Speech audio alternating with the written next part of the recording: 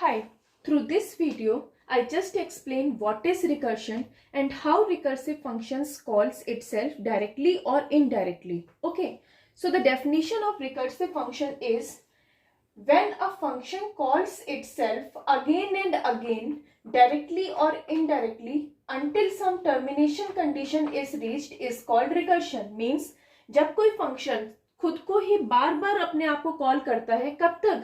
जब तक कोई भी हमारी एक टर्मिनेशन कंडीशन रीच ना कर जाए, उस प्रोसेस को उसको हम लोग क्या बोलते हैं? Recursive function.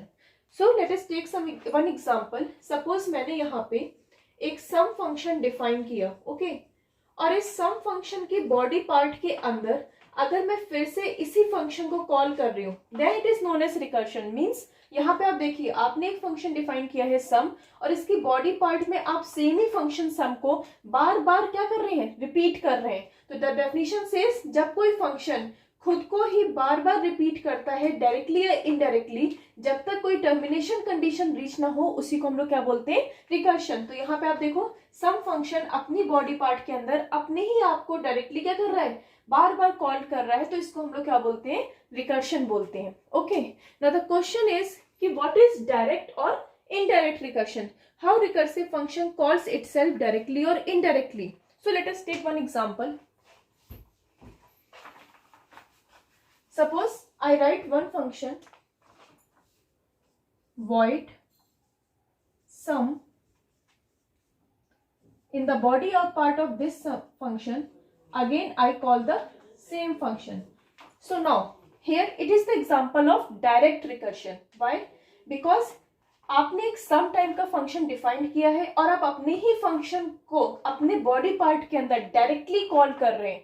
So it is known as direct recursion. Means जब कोई फंक्शन खुद को ही अपनी बॉडी पार्ट के अंदर डायरेक्टली कॉल करता है, तो उसको हम लोग क्या बोलते हैं? Direct recursion. Means this example is for direct recursion. Basically programming में हम जितने भी अपनी प्रॉब्लम सॉल्व करते हैं वो हम डायरेक्ट रिकर्शन का यूज करके ही करते हैं, जहां पे जो भी फंक्शन हम डिफाइंड करते हैं उसकी बॉडी के अंदर हम सेम फंक्शन को ही बार बार कॉल करते हैं. Okay, now the question is what is indirect recursion? So let us take another example and try to understand what is indirect recursion. Okay, now again consider one more example for indirect recursion. Suppose I define one function void fun1. Okay, I defined one function void fun1, and in this function, in the body part of this function, I call function 2. Okay, and in the same program, suppose I defined another function 2, and in the body part of this function I just call function 1. So this is the example of indirect recursion. How? आप देख सकते हैं यहाँ पे हमने definition में क्या बनाया है? फंक्शन 1. बट फंक्शन 1 अपनी बॉडी पार्ट में डायरेक्टली खुद को ना कॉल करके किसको कॉल कर रहा है? फंक्शन 2 को. And in the body part of function 2 खुद को डायरेक्टली कॉल ना करके किसको कॉल कर रहा है? Function 1.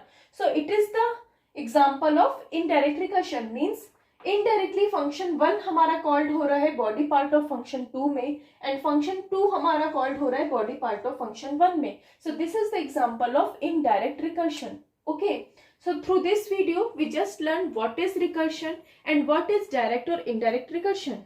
What is recursion? When a function calls itself again and again is called recursion. What is direct recursion? Suppose आपने कोई फंक्शन बनाया सम और आप उसकी बॉडी पार्ट में सम फंक्शन को ही डायरेक्टली कॉल कर रहे हैं, that it is known as direct recursion. And what is indirect recursion? Suppose एक प्रोग्राम के अंदर आपने दो फंक्शन बनाए हैं. First function is function 1 and second function is function 2. Function 1 के अंदर मैं फंक्शन 2 को कॉल कर रही हूँ एंड फंक्शन 2 के अंदर मैं फंक्शन 1 को कॉल कर रही हूँ. सो this is the example of indirect recursion, कि हम सेम फंक्शन के अंदर सेम फंक्शन को ना कॉल करके दूसरे फंक्शन को किसी फंक्शन की बॉडी पार्ट के अंदर हम इनडायरेक्टली कॉल करते हैं, तो वो हमारा एग्जांपल होता है इनडायरेक्ट रिकर्शन.